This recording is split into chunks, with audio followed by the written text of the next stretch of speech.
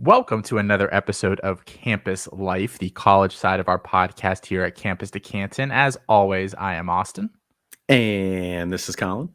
and we are coming to you live. I feel like this is one of those, like when you're on Spotify and like an album comes up and you just hear like that in the background. You're like, oh shit, it's a live performance. I like That's live us tonight. performances.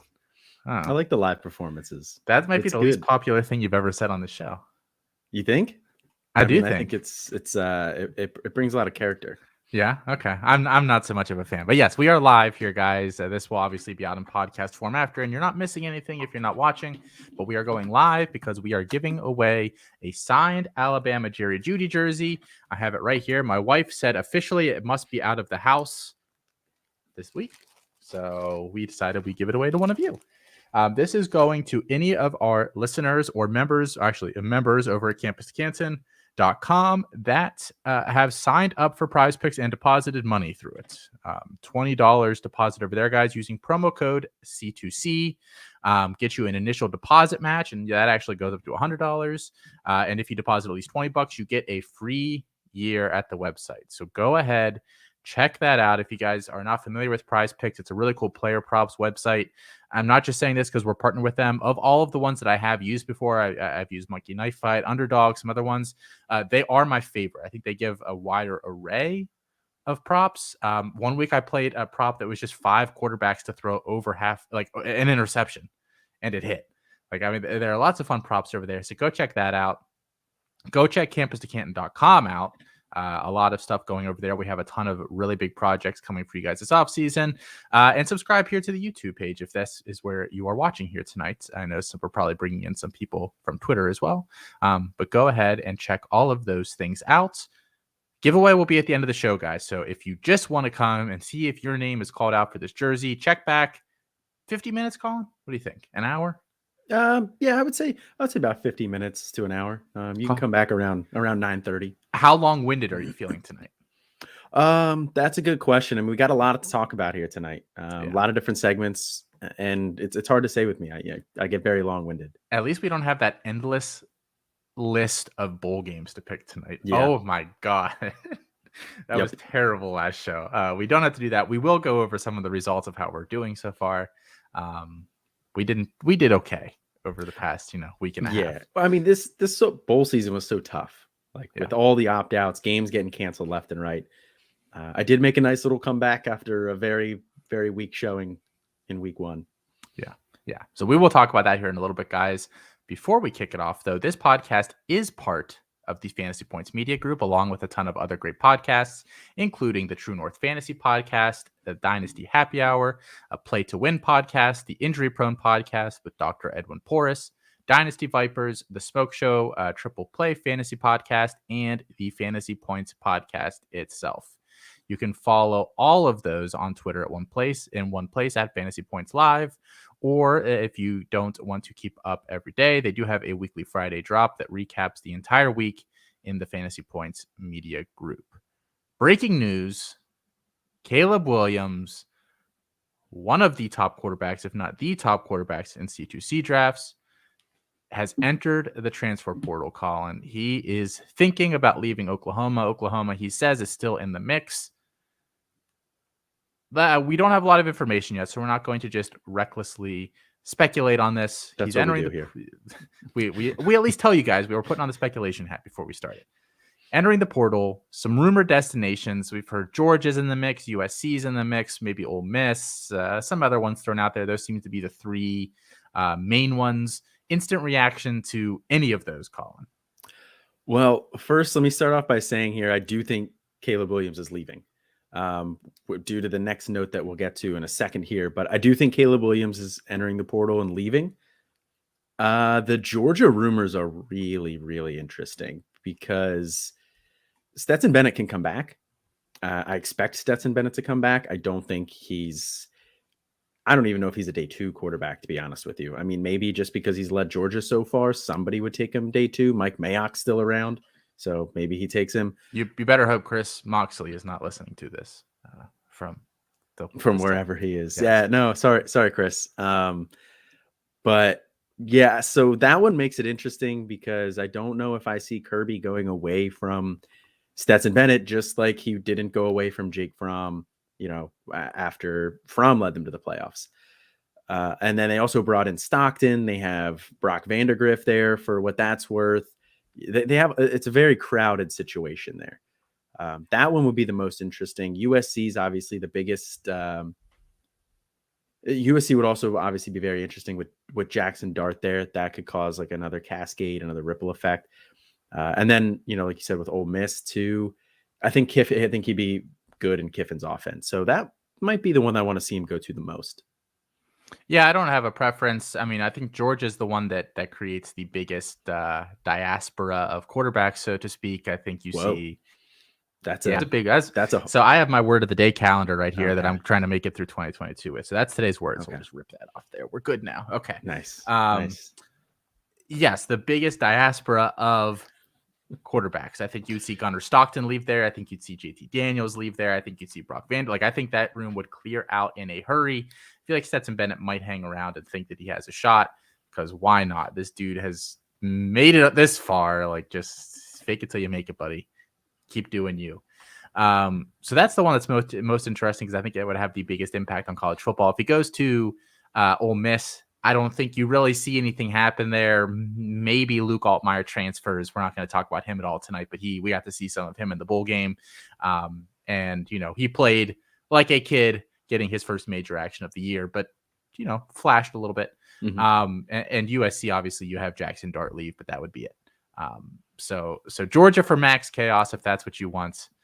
You look like, what do you want to say there, Colin? I was trying to remember, but Miller Moss is the other one there. He might leave. He might leave anyway. If we seems like he's already content to sit there behind Jackson Dart. I don't know. So yeah, we've got those destinations. We'll keep you guys updated as we get more of those. I'm assuming this will probably be a pretty quick process. I can't see him drawing this out too far. Reactions to this already, though, we do have some things that have happened. Dylan Gabriel, who left UCF this year, was supposed to go to UCLA.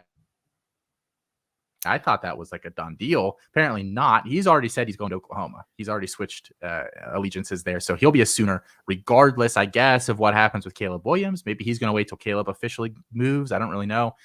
Is he an okay bridge quarterback if they need one until they get to the guy we're going to talk about here in a second? Yeah, I think Dylan Gabriel's the perfect bridge quarterback there. He's familiar with Levy's system. There was kind of always speculation that he would end up wherever Levy ended up. Now he ends up at Oklahoma. He thought Caleb Williams was going to still be there. Caleb Williams now obviously changes his mind. So I'm kind of surprised that he is able to flip again. I mean, after announcing it, I guess he never signed anything, but I think he's perfect as a bridge quarterback there. And I think that signal right there says to me that Caleb Williams is actually going to leave. I know he said OU is still in the mix, but I don't know if Dylan Gabriel would go there and risk that if people don't think he's leaving, because Gabriel won't play ahead of Caleb Williams if he sticks there. And then I think by the time that Caleb Williams would officially make his decision, it might be too late in the process for Gabriel to flip again. He just wants to explore all of his options, Colin. These are going to be the best years of his life. He's not an NFL quarterback, as we've discussed. So you say that. Everyone's saying that. Everyone, Colin. Everybody. Even his own parents are saying that. So that's what's happened already. We'll see what happens in the coming days here. I just mentioned Dylan Gabriel being a bridge because they bring in Nick Evers, like a quarterback that they flipped that Billy Napier apparently did not want at Florida. So he decommitted there, quickly flipped over to OU. He says he's ready. Of course he does. He doesn't strike me as a kid that would have come in at Oklahoma and played year one, or should come into Oklahoma and play year one. Let's say for whatever reason he does have to start this year. Is that catastrophic for the Sooners? I mean, he's not a bad player, but at Oklahoma, I think you would have you would hope for better quarterback play than he's probably going to give you as a true freshman. Yeah, I think that's the thing there. I mean, I like Nick Evers. I think Oklahoma's a good landing spot for him. I think he is going to be a good fantasy quarterback as long as Jeff Levy's there. But I don't think he's ready to start year one. Like we've talked about before, very few true freshmen are ready to start day one. And I don't think he's an exception to that rule. Now, if he has to start for them, yeah, that's kind of catastrophic. I think that drastically changes the expectations on Oklahoma's season next year. I mean, like we talked about a little bit before in a different episode, the Big 12 is losing a fair amount of talent across the board. Iowa State's not going to be the same team that they were this year. If the bowl game was any indication, Iowa State probably going to be bad.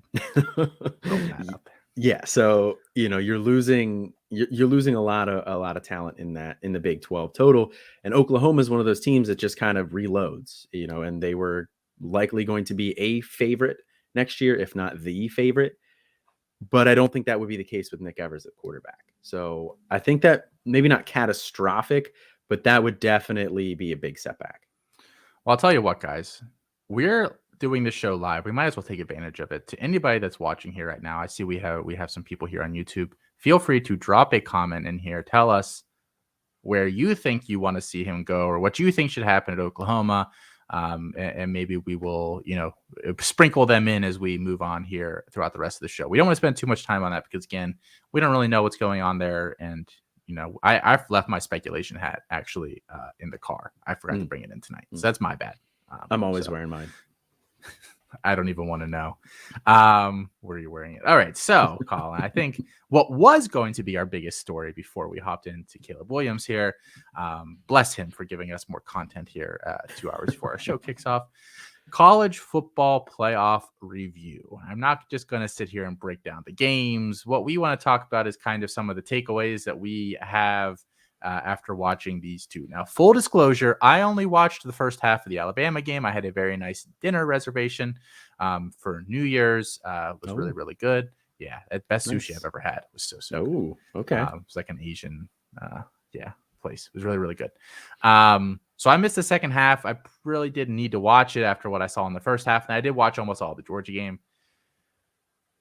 So I think I can talk on both of these. Did you watch both these games, Colin? Yeah, I did. I'm actually the opposite of you. I watched the Alabama-Cincy game and then did not watch the second half of Georgia-Michigan. I didn't really feel like I needed to see the second half there. That game was pretty much already decided at that point. Well, they were both blowouts. I don't know who here at campuscan.com was saying that both these games would be blowouts. I have no idea. I don't know. It certainly wasn't me. I actually I moved the Cincy line to 14.5. I took an alt line and took Cincy on that one. Ouch. Yeah. Sorry. Yeah. Didn't go well.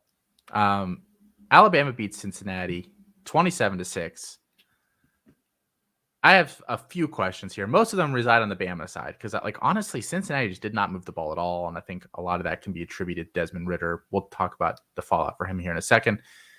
Bryce Young didn't have himself the best game either, by his standards, and especially by what we saw out of him last time that he played when they took on Georgia in that SEC championship game. And I thought he played, obviously not a perfect game, but considering the defense he was playing, a perfect game within that standard. He was amazing in that game. And really, they wouldn't have won if he hadn't played at that level.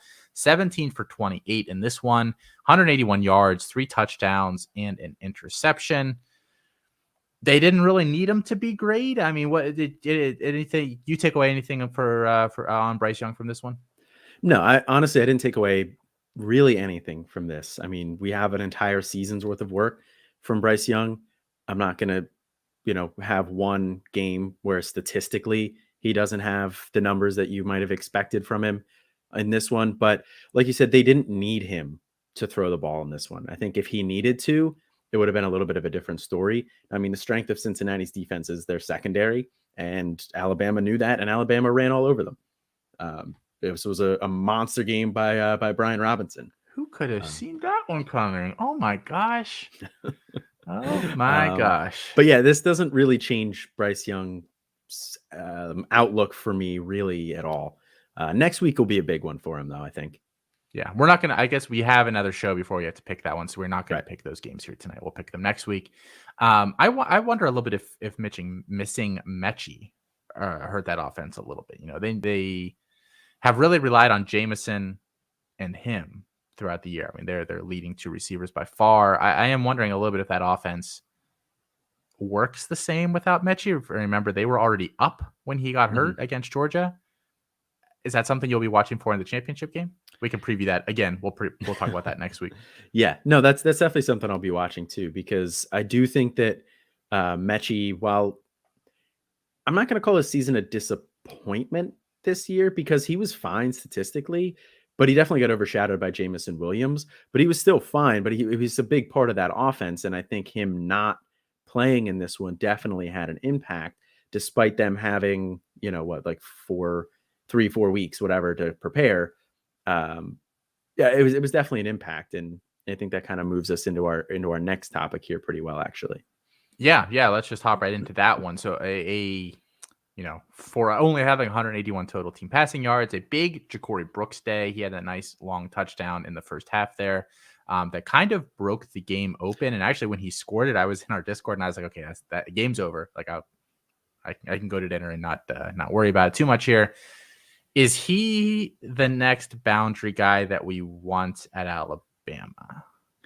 Yeah, he was the boundary guy that I wanted this year. Somebody made a prediction here thinking that, one of these highly touted Bama guys that they brought in this class would transfer. I was pretty confident in Ja'Cory Brooks, though. I liked his game a lot. It took him a little bit of time to work in there and, in an injury too, but he stepped up when he needed to. And he stepped up in this one. That catch was huge. Like you said, that broke the game open. It was a really nice play. And I think this is just going to kind of be more of the same for him. We'll see how it goes against Georgia, because that's a very different defense as well. But I think if Alabama is going to throw the ball on him, I think Ja'Cory Brooks is going to have to be a big part of that. And I think, moving forward next year with Jamison Williams presumed to be declaring, that's going to open up a role for him on the outside. And I think he can step into that. I think he's the guy you want. We were talking a little bit about it. He looks like I know it's difficult to compare because a lot of these guys are just like bigger than everybody in high school. Like the guy that was like that for me the most last class was Keytron Jackson. Yeah. And he's not the biggest guy in the class, but I guess just like the area that he was from, you could literally pop on any sort of Keytron Jackson tape and I could pick him out in an instant. Like they're just bigger and faster and stronger than 98% of the guys out there. I thought Ja'Cory Brooks looks a little smaller, like in a good way. Does not quite look as bulky. So I think that could be a good thing for him. I wonder if that was a big part of his first year at Alabama was losing a little bit of weight, fine tuning, kind of, how he needs to be built. That was weirdly, that's the thing that stood out to me in this game. I was watching, I didn't realize it was him when he first caught that first ball. I was like, oh, Ja'Cory Brooks looks a little slighter in a good way. Yeah. And I mean, he has a frame too, where like he doesn't need to carry all that weight, but he is probably heavier than you think he is still, even though he's slimmed down. Yeah. I didn't even look to see what he's listed at. Yeah. I didn't either, but I think just, eye test, he does not quite look as big. One other question on the Bama side of things, and we could talk about just, the Bama guys all day because that team, obviously loaded up and down with guys that we like. Trey Sanders, though, had himself a decent game. Obviously, Alabama just kind of ran at will, as we talked about. And Brian Robinson had 200 yards or just short of 200 yards. I think he had 200. 198. So he was just short. Trey Sanders, though, got the bulk of the touches behind him. 15 carries in this one, 73 yards. Didn't score, but I mean that's encouraging. I thought he looked okay. I mean, is he a guy that could Gibbs coming in? Can they be the thunder and lightning there next year? Yeah, he'll definitely have a role. I don't necessarily know if Gibbs needs a thunder to go with him. I think he can run between the tackles fine, but I do think Trey Sanders is going to have a role there next year for sure. And for what it's worth, I don't think Alabama's sales pitch to Jahmyr Gibbs was come here and we'll give you 400 touches. I don't think that was the sales pitch. No, I'm sure it wasn't. There's probably come here, we'll win a national championship. Yes. And then that's probably, I think they just recycle that pitch for everybody. But No, I do think, Sanders will have a role next year. I don't know how much I'm interested still. I mean, he's had kind of a tumultuous college career here.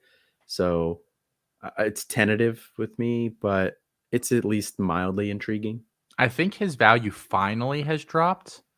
Yes, for sure. Like I know last offseason he was still kind of taken in a range where it's like, guys, like he's not going to play to start the year. He did, and obviously he had that car accident like a year prior. It took him a very long time to recover from that. But I'm pulling up his ADP here right now just to see where he's going. And let's see here.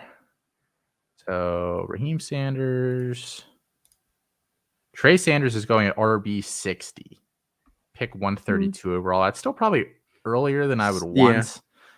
I get it. That drops a little bit. But here's Colin, some of the other names that are going in his range. The three names above and below him. Roydell Williams, another Alabama back. Lynn J. Dixon. He just transferred to West Virginia, right? Omarion Hampton, true freshman, is going to be going to their UNC. And then three below him, Chase Brown at Illinois, Caleb Hood, another UNC guy, and then Kayvon Lee at Penn State, who I think that's another guy that's a mistake. A lot as the season goes on. That's a mistake. In that range, I mean, I know this is very unsettled. We only have 6 drafts in here. I mean, I think I like him more than all the rest of those names besides maybe Roydell Williams. Lynn J. Dixon, I guess, could do something at West Virginia. If I had to pick I still like Caleb Hood. Caleb Hood's probably the one I take in that range. Interesting. Okay. Take lock is a hell of a drug. I mean, well, actually, Chase Brown, if you're looking for some college production. But no, Caleb Hood would be the guy I would still take in that range. I don't know. I mean, Alabama just has 5-star after 5-star after 5-star in that backfield. Some of these guys aren't going to pan out. Yeah, and just the names that are going to be behind him next year, guys, are in the mix. Besides Roydell Williams, Chase McClellan, and Jahmyr Gibbs, all guys that we have seen something out of in college so far. They will also have 5-star second-year back at that point, Kamar Wheaton. And coming in this year will be 5-star Emmanuel Henderson and Jamarian Miller, who is a high 4-star. I believe he's RB7 in the composite. I might even be missing a guy, but it's a lot of bodies in there. How many of them are good or not I think remains you got to be everybody. seen. I think I did too, but you never know. Sometimes a guy sneaks up on me. All right, Colin. So let's go over to the other side of the field then. Like I said, we can talk Bama all day, but I don't really want to. The only name I really want to talk about in this game is Desmond Ridder, because I think, Alec Pierce's performance for the most part hinged on what Desmond Ridder could do, and obviously Desmond Ridder didn't do much.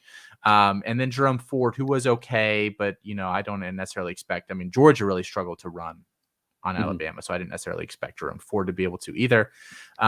Did Desmond Ridder play himself out of the first round here, Colin? This is really his first real big test. And Notre Dame was an okay defense this year. I think they got better as the year went on. But he had a decent day against them. But this is the first really kind of elite defense.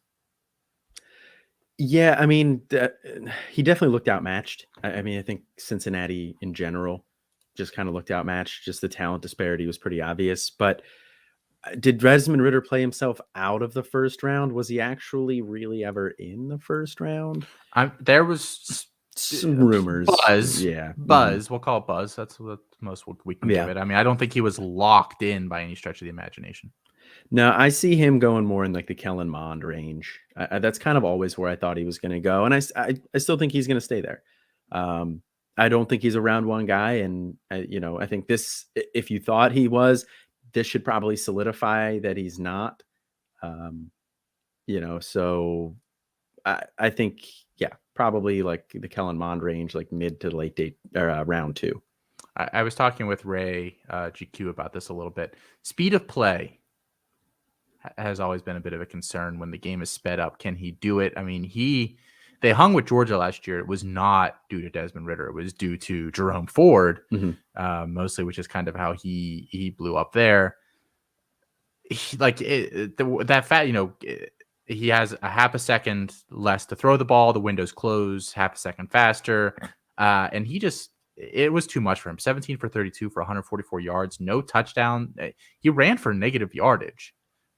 I had the stupid me. I thought, they were going to have to need him to run. His rushing prop on Prize Picks was 16 yards. I took the over. I thought that felt really good about that. That feels easy. Yeah, that felt very, very easy. He did not even get close to that. So, yeah, I think I'll make a prediction here now that he does not go round one. And it's not going to be solely based off this game, but I think if you had some questions about him and you said Bama will be the test where we can kind of see these things and test our hypotheses, I think he failed most, if not all, of those tests. Was missing errant passes. He was late, and his athleticism did not stand out against the Bama defense that is full of, athletes. It's not Tulane. No offense to Tulane. How dare you disparage the green wave? I know. I know that we have a ton of Tulane followers here watching us tonight, so I apologize to all of you. Please don't leave. Please don't leave. All 5 of you. Yes. All right. So the other game here, Georgia, Michigan. Georgia obviously winning 34-11. I said Michigan would score 10. I was so close. I said it would not shock me if they scored single digits, and they were at 3 for a large portion. Thank you, Todd. Lukewarm Pig Tracker. We're just gonna leave that up. Next time another one comes, we'll just update this as this goes on. So thank you, Todd, for checking in on this one for us. So another week of Georgia football, Colin. Another week of the James Cook and Brock Bowers show. They spread out the receiving like crazy. Let me just listen to these lines, Colin, and it's going to take me a second to list all these. So I apologize.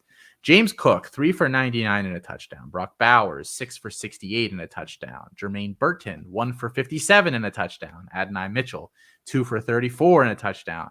Kenny McIntosh, 3 for 32. Lad McConkey, 2 for 14. Zamir White, 2 for 10. George Pickens, 1 for 9. Kiarge Jackson, 2 for 5. They spread the ball out like none other, but it does always seem like at the top of that list, Mr. Cook and Mr. Bowers, they always seem to be those top two. Cook is starting to get some day 2 buzz. As not an every down guy. I don't think any NFL team projects him as that. How do you feel about him being like a late round, like a top 100 pick, and he'll go between picks 90 and 100, let's say? James Cook? Yes. I think that his school and his name recognition are going to prop him up a little bit more. Top 100. I still think he goes after that, actually. I'll be interested to see. Even with all of these signals from the NFL telling us the exact opposite of what you just said. All of what signals? Senior Bowl. There are literally all the guys that cover the draft are saying the NFL loves James Cook. Fair enough. I've Senior Bowl. I haven't seen anybody talking about James Cook about the NFL, but maybe I just don't follow the right draft guys. I don't know. But you only check on Twitter like twice a week, so I don't expect. That's a fair point. I don't know. I don't think he has an NFL future as far as anything more than just being a change of pace, third down type of a guy, receiving back. I think that's what his role is. And if you really want to take that guy in the top 100, I would question that GM's decision making. I would say it's a severe misallocation of resources. Yeah. Is that a good way to put it? Yeah. They took the words right out of my mouth. Yeah. Fancied them up a little bit. Those are actually my word of the day for the next 3 days here. So I'm just ahead. Oh. That was my New Year's resolution, is to, be on the ball. So up your vocabulary game. Yes. Always trying to up my vocabulary game. Yeah. I mean, I don't think James Cook is anything special. I think he could have a long career in the NFL. He's certainly not a guy. I don't know. I haven't sat down and looked at, a lot of mock drafts. I don't think I would take him before the end of the second round if I had a rookie draft. We're a C2C podcast, so we don't really do those. I'm trying to think of what the equivalent I would trade him for. I don't have anything off the top of my head. I'm sorry. I'm so unprepared. Very unprofessional. If we weren't live, I could sit here for 10 minutes and think of something. Yeah. I mean, if we're talking just in terms of rookie pick value, late second, maybe, probably more early third for me. There's just more backs in this class that I like, that I think have more of an every down potential role, like James Ford or Jerome Ford. Sorry, in the other one, I think he has a better NFL future than James Cook does. So here's one for you, Colin. Here's one for you. I think this is actually a really interesting question. I have no idea what you're going to say to this. I don't either. Jerry and Ely declared for the NFL draft today as well. I believe James Cook he's going to the Senior Bowl, so he's going to go. Which would you rather take? You have the 212. Let's assume draft capital is for all intents and purposes equal. One goes 99, one goes 100. No, they both go 99. It's the first time in NFL history that yes, we'll have them go 99 to 100. Who went 99? It's a secret. It's a secret inside for you draft. Who are you taking here of these two? Between those two, I would probably take James Cook. Jerry and Ely is just very small. I have definitely cooled on Jerry and Ely in terms of NFL potential here. He's very small. He's a good athlete, but he's not a great athlete. He catches the ball well, and I think that he can have a role on an NFL offense in that capacity. But I think that James Cook has the same potential there and is a little bit bigger. So, and I do think James Cook will go earlier than Jerry and Ely. I think Jerry and Ely will go if in this scenario. Jerry and Ely's the one going 100. It helps when your big bro is a multiple time All Pro at the same position you play as well. I think Alexander Madison's a free agent. Maybe they go get James Cook. Oh God. Do we even want to talk about Brock Bowers? I mean, he's had another great game. It's boring at this point with him, which I think is impressive. Yeah, the one thing I'll say is I think I'm ready to move Brock Bowers to tight end 1 over Michael Mayer. Took you long enough, man. The water's fine. Come on in. Take your robe off. Colin's got the robe on tonight. We didn't even talk about that to open this thing up. No, we didn't. So right. I had to wear it. You talked about it in the Discord. You hype the people up. Fair enough. Give them what they want. So I had one question on Michigan, but we're actually going to talk about it later. Oh, so we'll skip that question for now, because there is literally almost nothing notable to talk about Michigan in this game. There was a pathetic performance, and it was about what we expected. It's just the SEC this year; those top two teams just bigger, faster, stronger, and better at football than anybody else. All right, Colin, let's do a little stock market, a little check in here. Let's see what players helped their stock the most here through some of these bowl games. We each picked a quarterback, a running back, and a wide receiver. And I'll let you kick it off, Colin, with the quarterback that helped himself. A show favorite, somebody that I picked multiple times as a must start in our start sit competition this year. Yeah, that he's definitely a guy that you put on my radar, and that's Darren Granger for Georgia State. I mean, he had himself a fantastic game. I mean, it was against Ball State, who, not the best team out there. He's not playing Alabama, but he went 15 for 19 for 209 yards passing, 3 touchdowns, and also contributed 122 yards and a touchdown on the ground. And that's just kind of more of what you expected to, what you saw from him all year. I mean, the completion percentage definitely higher than what he had on the year before that. It was at 59.6 coming into this game. But he's a dual threat. He brings, a lot with his legs there. And I think he is going to be another under the radar fantasy quarterback. If you're using the zero QB strategy that, you have patented, I think he's a guy that you target this year, kind of like you would target like a Preston Hutchinson last year or somebody like that. I think he is he's going to have a nice year next year, I think. Every time that somebody says zero QB now, I get a nickel. Because I did trademark this. So thank you, Colin, a lot of nickels. Yes, for saying it. A pillowcase full. Don't ask why I have a pillowcase full of nickels. No, I think that's fair. I mean, I don't know. I don't know what their offense is going to look like next year, like if it'll be any good or not.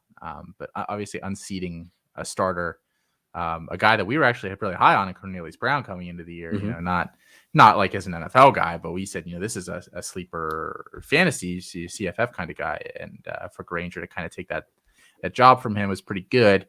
There were actually a couple of options here, I think, beyond Granger and beyond who I chose. I think Jack Cohn, obviously I'm not buying Jack Cohn. He's done at Notre Dame, but he had an interesting performance.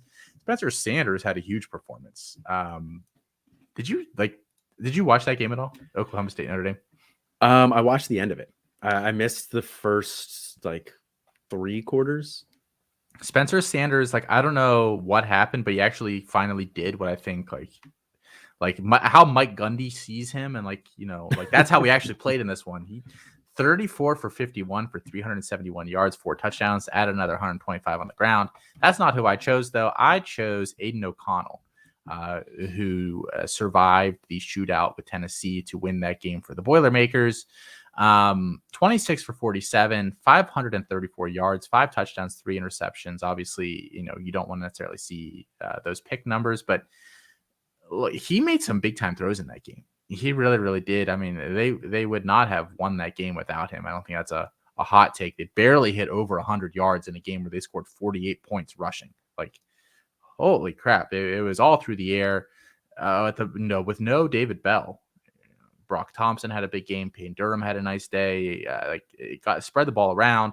I was didn't even do anything. No, I don't even think. Did he play? I don't think he didn't played. Record a catch. No. So like it was a really nice performance from him. A guy that I think I think he'll get a little bit of could this guy be an NFL draft pick buzz this offseason? I think he'll play okay this year. I don't think he'll do anything to actually cement that kind of status, but I think he can be a really nice fantasy producer next year. No rushing upside. That kind of hurts a little bit. Yeah, no, I completely agree. I liked Jack Plummer coming into the year here. I thought he was going to like have the job and then take off and keep it for the whole year. He did not. Aiden O'Connell came in. They kind of yo-yoed quarterbacks throughout the year. And then Aiden O'Connell finished out the year. I think he played like all of the second half of the year. But whoever the starting quarterback there is going to get a ton of passing volume. Neither of them really bring much with their legs, but Jack Plummer's in the portal. So it's really Aiden O'Connell's job there. They do bring in Brady Allen as a freshman this year. So that's a name to keep an eye on for the future. But for next year, Aiden O'Connell's going to put up a ton of passing yards. I mean, he's going to be volume dependent. He's not going to bring you anything with the legs. When he plays a defense that shuts him down, it's going to be brutal. But I think overall, yeah, I think he's going to be definitely a fantasy relevant quarterback next year. And, David at Solving Football, one of the guys that works with us at the site, mentioned to us that Jeff Brom basically has just gets obscenely efficient and productive offenses out of quarterbacks that you would not necessarily think. I think he got a top 5 season from Mike White at Western Kentucky. He's had a couple other ones as well. So you would think that probably helps Aiden McConnell's cause as well there. Running back, who you chose was one of the guys I had in mind. So I'm glad that you picked him. Yeah, the guy I chose that really helped their stock here is Jabari Small. And he's a guy that we've, kind of been slowly pounding the drum for all season this year. He's, a guy that I like a lot, have him stashed in a lot of places for C2C. He was actually Tennessee's leading rusher on the year here. He had 140 carries, 791 yards, 9 touchdowns, 9 catches for 77 yards on the ground, through the air. So, he was fairly productive this year, but it was a pretty split up backfield there. Jalen Wright had 85 carries. Tyon Evans had 81 carries. So they spread the carries around a lot. But Jabari Small kind of dominated the carries in this one. He had 26 for 180 and 1. Jalen Wright had the next most, 17 for 54. Jalen Wright did not really look that great, but I think Jabari Small did. And Tennessee and Josh Heupel offenses are more efficient running the ball and put up better rushing statistics than people tend to realize. Everybody thinks of them as a fast-paced offense, which they are, and as an offense where you want the quarterback, which you do. But the running back's pretty good in those offenses too. And I think Jabari Small showed us, what he can do next year with Tyon Evans in the portal. Louisville. Right? Yeah, Tyon Evans going to Louisville. Yes. Yeah, I mean, he's a guy that we've really liked on this show. I think we talked about him a lot this offseason as the guy that we thought would emerge from that competition. They do have Justin Williams coming in as a true freshman, a guy that I like. Have you watched him yet? I have. I do like Williams. Okay. I like him more than Sampson, the other guy they're bringing in. Yeah. But Sampson, they're very different backs. Yeah, Sampson's third down back. Williams, and I believe, again, David said that he thinks he's hit 21 miles per hour, which is the mark you like to see. So, yeah, I think that'll be interesting, but Small should certainly have the leg up going into the offseason here. I picked Trayvon Cooley, who took advantage of all the other backs for Louisville being unavailable for this one. And had himself a nice day, 18 carries, 92 yards, a touchdown. I had a few nice runs there.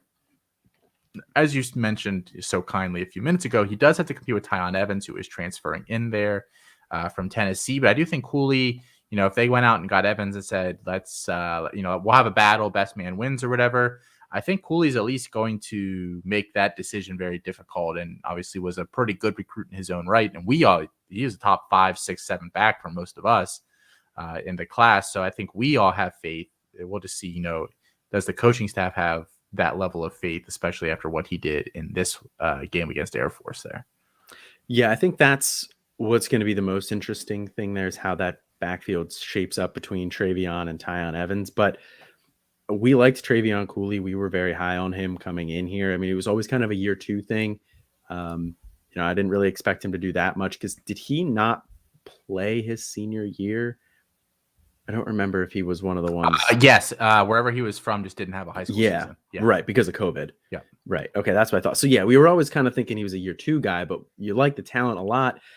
I think he's more talented than Tyon Evans. Tyon Evans is a JUCO transfer to Tennessee. Now he's transferring again. I think Trayvon Cooley is a more talented guy. I do too. I mean, I really, really liked him. I did not think he was on this level of talent, but I thought he was a kid where I watched him, and it was like the same with Jahmyr Gibbs, where it was like, this guy is ranked way too low in the recruiting services. I don't know why he's this low. Obviously, I do not think he's the same level of player as Jahmyr Gibbs, but it was that same kind of feeling as you were watching him and saying, why is this kid ranked so low? So yeah, it's good to see him doing it. Last ones here, Colin, at wide receiver, who helped themselves the most for you? I think Jayden Reed helped himself a lot. And he helped himself a lot this whole year. But in this game here for Michigan State, with Kenneth Walker out, they kind of needed somebody to step up, kind of be the focal point of the offense there. And it was not anybody in the running game. They really could not get the running game going. Now, Pitt's run defense is better than their pass defense. They have a solid rush defense, but Jayden Reed looked good. Their pass defense is really good from the sense that they get to the quarterback very, very quickly. But if they do not get there, they are in trouble. Yes. But yeah, I mean, he helped himself in this one. He had 6 for 80 and 2. Jalen Naylor went 6 for 108 in this one too. But Jalen Naylor just declared for the draft. We haven't heard from Jayden Reed yet. I do think Jayden Reed probably comes back, tries to help himself for another year here. But he had a really solid year this year. 59 catches, 1,026 yards, 10 touchdowns. He contributes in the kick return game as well, if you get yards for that. But I think he's going to be a big part of that offense next year with Kenneth Walker gone and with nobody really stepping up at running back yet. Now they will get Jalen Berger in. They're connected to a couple other recruits that we like, Andrew Paul, Toronto Citizen. So we'll see who they bring in. But either way, Jayden Reed is going to be the number 1 wide receiver for that offense next year. I would be willing to bet good money that he is not there next year. You think he's going? Yeah, I think he's gone. Oh, hello, Mr. Jared. Fancy seeing you here. Yeah, I mean, he did have a nice year. So if he wants to capitalize on it, I totally understand. But if he comes back, he's a guy that I like a lot. Yeah, I mean, yeah, he should lead the room. And I think he should probably go to the NFL. We will see. I chose Lorenzo Styles Jr., a guy that I was not very high on coming out last year. I thought he was decently talented. I hate how conservative Notre Dame is as an offense. I don't know if I've ever said that on this show before. I don't think you have. I hate how conservative Notre Dame is on offense. They've ruined so many high-end wide receiver recruits over the past 5 to 7 years. Very few actually escape out of there and make a name for themselves in the NFL. But Styles kind of caught on toward the end of the year and had a big one against Oklahoma State. Led the team in all. Well, okay. Michael Mayer led in touchdowns. He led in everything else. 8 catches, 136 yards, and a touchdown. Looked explosive. Looked very versatile. I'm not versatile like JSN, but not as good. Like, he looks like the kind of guy that I could see lining up all over the place, creating all sorts of mismatches, winning deep, winning short, kind of just being a target hog there. I'd be interested to see Tommy Rees, what he does with that offense next year. But Styles, I think, is certainly going to be the wide receiver one there. Kevin Austin, after the game, declared for the draft. So that's like the biggest wide receiver competition there for him. So I think he's the clear alpha. Get Tyler Buchner in there. Get Lorenzo Styles in there. They have Chris Tyree and Logan Diggs in the backfield. Michael Mayer, tight end. That offense, all of a sudden, is a lot less scary. I do still have some reservations about Tommy Rees because he was a conservative Notre Dame quarterback and is now the offensive coordinator and has been the offensive coordinator there for a couple of years. So is he cut from a slightly different cloth than Brian Kelly and some of those guys? We shall see. But I bumped Lorenzo Styles like way up in my rankings after that game. Yeah, I mean that's definitely fair. He, like you said, the wide receiver room kind of clears out. I think, is Braden Lindsey going to stay there again? I think Lindsey will still be there. Yeah. I don't think he's used up all his eligibility, but not a guy that I'm sweating stealing too much away, if we're being honest. No, I mean he'll be on the field though. That's the thing. I mean, they're just defer to the senior there. He'll get touches. So, but Lorenzo Styles should be the guy opposite of him. Yeah, and I think he's in for a big year. Wouldn't shock me if he has 70 catches, 80 catches. Really, I just think he's going to be a target hog next year. All right, Colin, we're gonna have some fun here with this segment. I'm gonna bounce a lot of stuff off you here. So we're doing some New Year's resolutions. Not us. We're perfect. I don't. Yeah. Have resolutions. What are you guys talking about? What do I need to change? Exactly. Seriously, look at you. Yeah. You're beautiful. You're Thank smart. you. That robe is just a fantastic. Perfection. So what I'm going to do, instead of presenting our New Year's resolutions, Colin, I'm going to present a New Year's resolution from a player, a coach, or a team. I called all these guys up. I said, hey, what's your New Year's resolution? They told me. I'll tell you. I'll ask you if you think it's a good resolution, if you think it's actually going to happen or not. I have 4 of them here for you. Okay. We'll start this off here.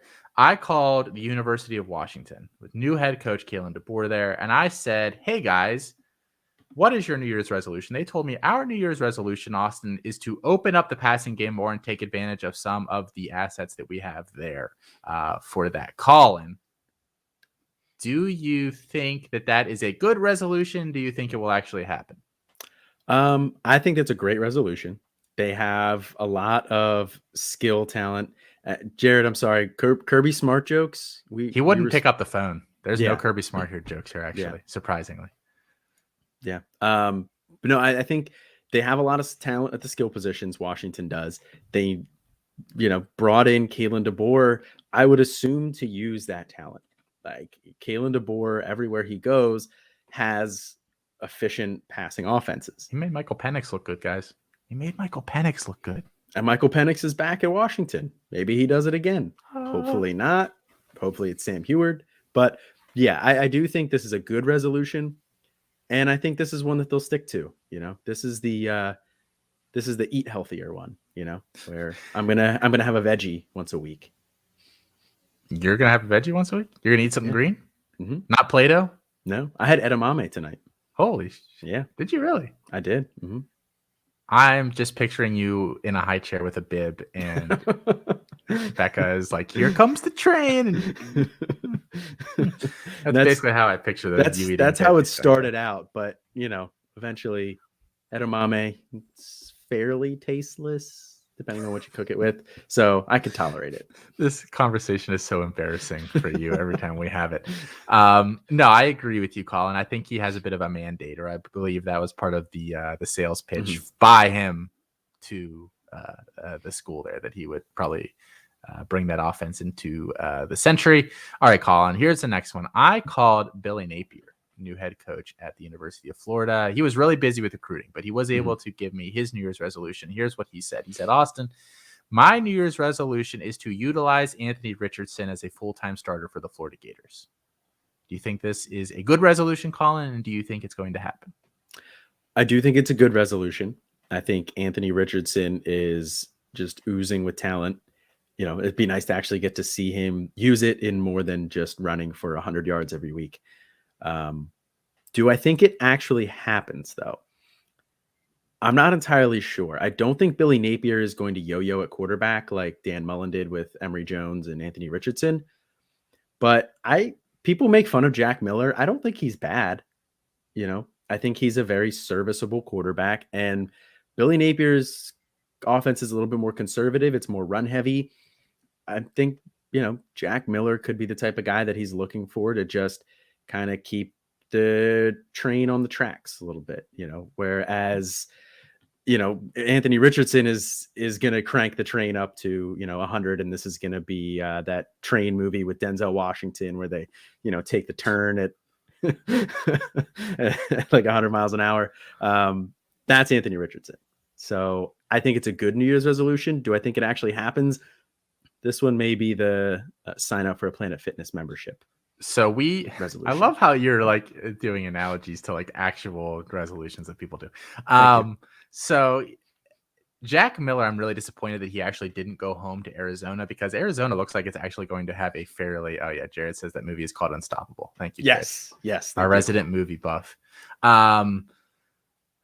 I wish Jack Miller had gone to Arizona now, with Cohen going there, or with Teteroa, McMillan going there as well for high 4-star there in this class. Like, that offense would be fun if they have a quarterback. I just don't know that they have that guy there. So unfortunately, we might have to suffer another year. But okay, so next one here, Colin. So I called Jim Harbaugh, and he was not very happy, obviously. I called him like 12 minutes after that game was over. He said, "How the hell did you get this number?" I said, "It's okay, coach. Just tell me real quick what your New Year's resolution is, and I'll let you go." And after a lot of swearing, he said, "My New Year's resolution is to give the keys to the offense to my young quarterback and let him take his lumps." And by a young quarterback, he obviously meant JJ McCarthy, but it's not a great sign that he didn't even know his name when he said that to me. So Colin, is this a good New Year's resolution? And do you think this one happens? Yeah, I think that's a great New Year's resolution. I mean, Cade McNamara was fine. He was the Big Ten Stetson Bennett this year, where he was fine. That's an insult to Stetson Bennett. It's an insult to the Big Ten too. But, he was fine. He kept the offense on schedule, kept him going, but he was never really going to win you a game. And I think that Michigan needs a better quarterback on there that could actually potentially win them a game when it came down to it. I think that Jim Harbaugh, sorry, Jared. But I think that Jim Harbaugh is too conservative, and I don't think this one actually happens. I think Cade McNamara is going to come back. Cade McNamara is going to be the starter again. JJ McCarthy is going to get some package work here, running the ball, or, maybe he'll throw 3 times in the game or something like that. But while I agree with this New Year's resolution, I don't think Jim Harbaugh does it. This is the, I'm going to give up milk for Jim Harbaugh. This giving up milk? No, just enough milk that's something that they need to give up. Just Jim Harbaugh. Is he a known milk drinker? Did I miss this? Yeah. Oh, okay. You never heard that? He drinks. No. Yeah, he drinks a ton of milk. Yeah, very strong bones. Yes, that's what he says. So this is an interesting one. I don't know who put this one on here, but it was a good one for sure. I could see either scenario playing out. So I don't know if I'm going to guess right now. I will say, we didn't really preview these games to have the CFP games too heavily on here because we took a week off for the holiday. I did talk a lot about it on Diffie Debate, where I said, this feels like a game that if JJ McCarthy was a year older, you unleash him in this game. Obviously, it's scary to do that to your inexperienced true freshman against this Georgia defense. We already saw what he did to DJU this year and Anthony Richardson. But McCarthy's the kind of guy that he is really great outside of structure. He sucks within structure. Unfortunately, Jim Harbaugh wants everything basically to be within structure. If he can fix that this offseason, then I think he has a shot to be a really dynamic option. But I do think this is one that hinges on how well McCarthy can assimilate into an offense. I just don't think Harbaugh's going to open up that offense to allow him to be riffing and, all that kind of stuff out there. I agree. Yeah. And if you want a non-Jim Harbaugh resolution, this is I'll give up drinking this year. Ah. I don't think it happens. Maybe I'll drink a little bit more. Maybe to really tie to this one. No, that's a good. Okay, so last one here, then, Colin. So I called Kyle McCord. We have a relationship. He came on the debate last year. We spoke with him and his father. Really good conversation. If you guys have not listened to that show, I recommend going back and doing that.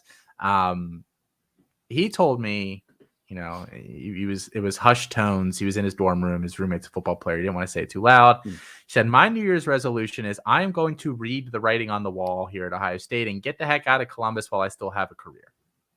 And then he hung up. Either that or somebody came and got him. I don't know. So, Colin, is this a good New Year's resolution? And do we think that it happens? This is a great New Year's resolution. I have a personal connection to the Washington one, just since I'm the president of the Jalen McMillan fan club. But out of the other ones on this list, this is the best one. This is getting Kyle McCord needs to do this. He needs to read the writing on the wall. He needs to get out of Columbus. He needs to do it now, where he can enroll in the spring and have a shot to start where he goes. Now there's not a lot of places open anymore. There's been a lot of transfer movement at quarterback. There's been a lot of transfer movement for everybody, but there's been a lot of transfer movement at quarterback. I'm honestly not sure where he goes that, would be within his skill range and would have an opening. There's not a lot of great fits out there for him anymore. So he needs to do this now before it gets worse in the spring, because if he doesn't do it in the spring and he transfers, at the end of the spring, the odds that he starts next year, at least at the start of the year, are even lower. Jared said Ole Miss, UCLA does need somebody now. UNC does have Drake May there too, which I like Kyle McCord better than Drake May, so we'll see. Ole Miss, another good one there. But yeah, Kyle McCord, he definitely does need to do this one. Do I think he does it? Yeah, I think he does. I can't play resolution guy and matchmaker here tonight. It's very, very difficult to wear both those hats at the same time. But I will say that what would be the perfect place for him to go? I think he could start right away if things went the way I thought they would there. I think he is tailor-made for Notre Dame. Whoa. It will not happen. No. But I think that would be a perfect match. He's kind of milquetoast as a passer. He's not that creative. I think Tommy Reese would really vibe with that. Tommy Reese is just catching strays tonight. I'm sorry. I'm sorry, Coach Reese. Sorry. I'm sorry. But I feel like that would be such a good match. It's never going to happen. Felt the need to. Would it be a good match? Yes. Would I want to see that? Not really, because Notre Dame. What was the stat that people were throwing out in the bowl game or whatever? Notre Dame hasn't had a quarterback pan out since before Brady Quinn. I don't remember exactly what it was, but I must Notre Dame quarterbacks have been terrible. It's just Joe Montana, the last one. Probably. I can't think of one. Yeah, I'm just saying. I think it would be that's a great sales pitch. An interesting fit. All right, that is the end of New Year's resolutions, guys. Just two more quick little things here, and then we will be giving away the Jerry Jeudy jersey. So if you left and came on back right on time, good work. So just real quick, guys, the bowl competition that Colin and I are facing off in, we had a lot of cancellations and we missed a game or two last week somehow when we were picking these. So just to recap, week 1, I went 6-3 and Colin went 3-6 on our bowl picks. And these are just straight up picking the winners.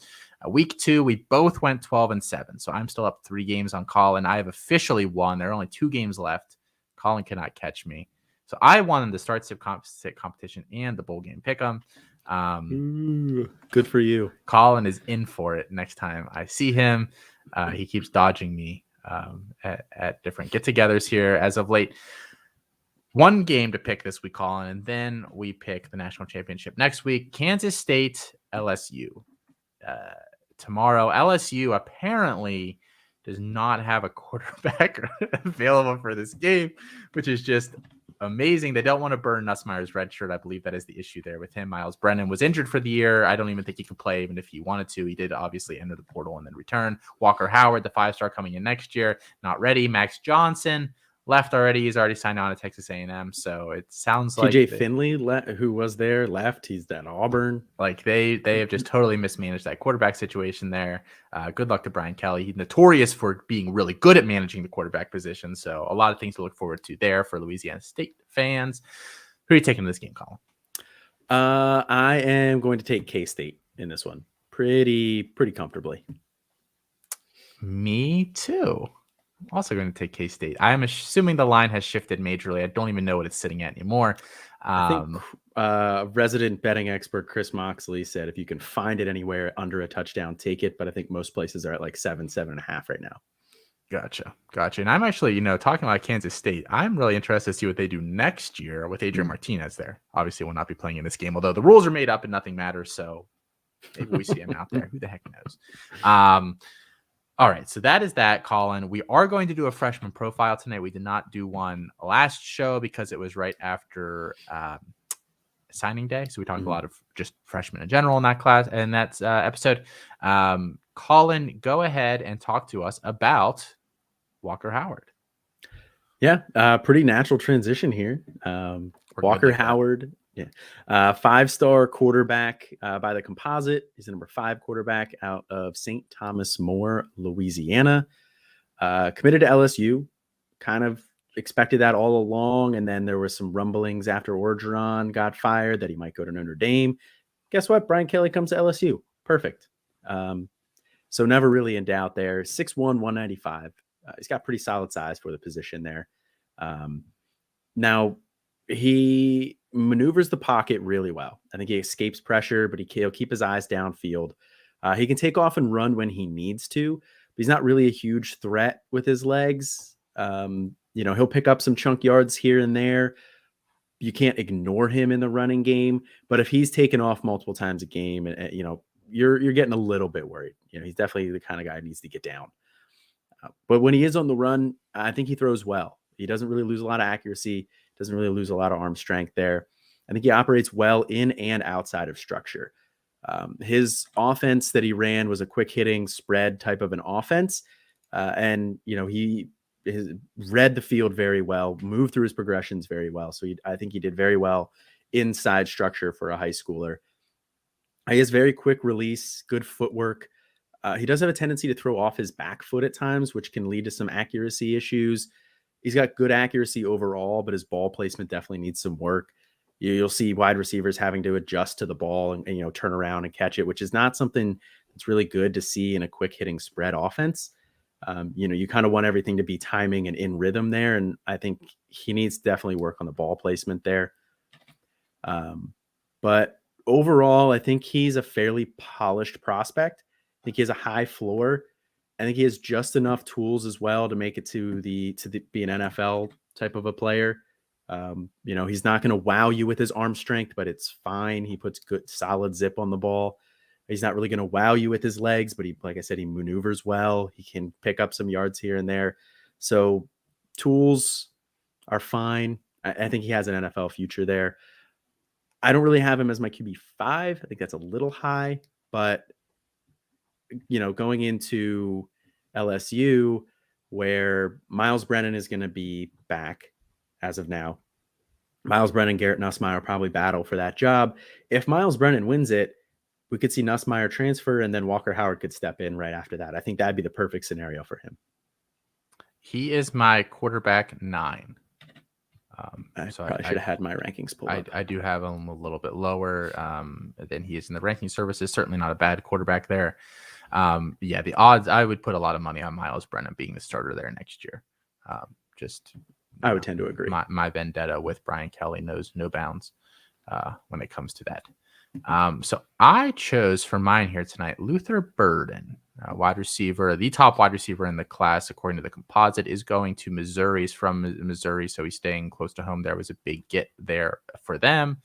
And part of the reason I chose him was because the Under Armour All-American game was this past weekend, and Burden was probably one of the more impressive players in that game. Opening series of the game, took a short pass, broke a tackle, sprint down the sideline, long touchdown, ended up leading the game in receiving. So he had himself a nice game, and usually, at least in recent times here, guys, players that have performed very well in that game have gone on to do pretty well in college. It's, that's the best of the best. So him showing out there in the game and in the drills is a good sign. He's 6'2", 194, and like I said, he is from St. Louis there, so staying close to home at Mizzou. Things that I like about him: he is a very savvy player already. He plays like he's been in college for a year or two. He understands how to create those little inches of separation here and there that can make a really big difference at the catch point. Just bumping, a little bump into the corner, push off, very slightly, things like that. He's just really good at, and I think he understands. He kind of has that old man game, but he's a very good athlete as well with it. So that's a very good thing there for him. He's really versatile. He's lined up in the slot a lot, but he also lined up on the boundary. His touchdown this past weekend was on the boundary. So I don't know. I would assume he's going to play in outside at Mizzou. They don't have a ton of pass catching talent there. But he can line up everywhere. I think that's a really nice thing there for him, especially at 6'2". He's a hands catcher for sure. He really attacks the ball when it's in the air. And if you've ever heard me talk about receivers, that is one of the things that I look for the most. I think JSN is amazing at it. That was one of the things that I loved about him coming out. And I think Burden very similar in that regard. And I think, what he does really well is he has that quick transition from pass catcher to ball carrier. And he's not reckless with it. He's not taking his eyes off the ball before he gets there, or, turning upfield before he's got the ball in his hands. But as soon as that ball hits his hands, he can make that first guy miss instinctually, always knows where the defender is, where he is on the field. And so I think all of those things are really working well for him. There was some questions as to level of competition when I was watching. So obviously, he's not going to make these guys look quite as foolish in college, although certainly he looked very good in that touchdown catch that he had this past week. And then he does not, he's kind of got that old man game, but again, not a hugely diverse route tree. So something he will have to build up. That's going to be something common amongst most wide receivers coming out of high school. So that is kind of my report on Luther Burden. It's interesting. 24/7. I believe Alan True did his eval. He comped him to Chris Godwin, and I don't think that's bad. Sometimes those 24/7 comps are not very good, but I could see a lot of that in his game. Physical, versatile, good hands, kind of explosive as well. Yeah, I like Luther Burden a lot. He is a guy that's rising up my rankings. He's going to be moving up pretty significantly in our next rankings update for the freshman. I have recently just moved him up to my wide receiver 3 from where he was at, which was 7. And a lot of my questions were, like you mentioned, kind of like the level of competition based. I don't really know what the level of football is out there, but you're not seeing Missouri turn out a ton of prospects. So I was having a hard time judge that, but he looked really good. What about Dorial Green Beckham? Fair. How many years ago is that now? Like 10? Many. I think I really just dated myself on that one. You did. Whoops. But I mean, he reportedly looked really good all practice at the Under Armour All-America game. He was one of the guys who consistently stood out, and then he looked good in the game as well. So that answered a big question there for me. Now, and that's not the only reason I'm moving him up to. I got a chance to go back and watch him. I watched him again after the buzz that he put on at the Under Armour All-American game, and so he's a guy that's moving up. So I like him a lot too. Yeah, really good player there. So that is going to do it for the show here tonight, guys. And this is where we will cut it for the podcast audience.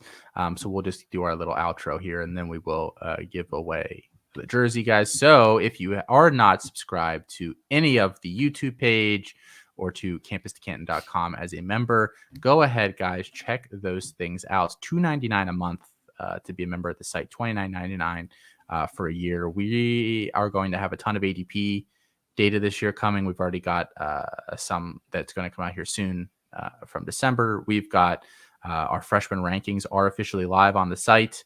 And we have some very extensive rankings beyond that. We have Jarek's data tools, just everything you can imagine, plus the Discord, which is a fun place to be on game day and just during the week. Sometimes randomly, we have some good discussions in there. Be on the lookout for Canton Bound. The NFL half of our show comes out later in the week, usually Thursday nights. Until then, guys, I am Austin. And this is Colin. And have a good one. All right. Cool. So we are going to give away this jersey here now, guys. So I am going to share my screen just so everything is above board. Let me actually shift this down.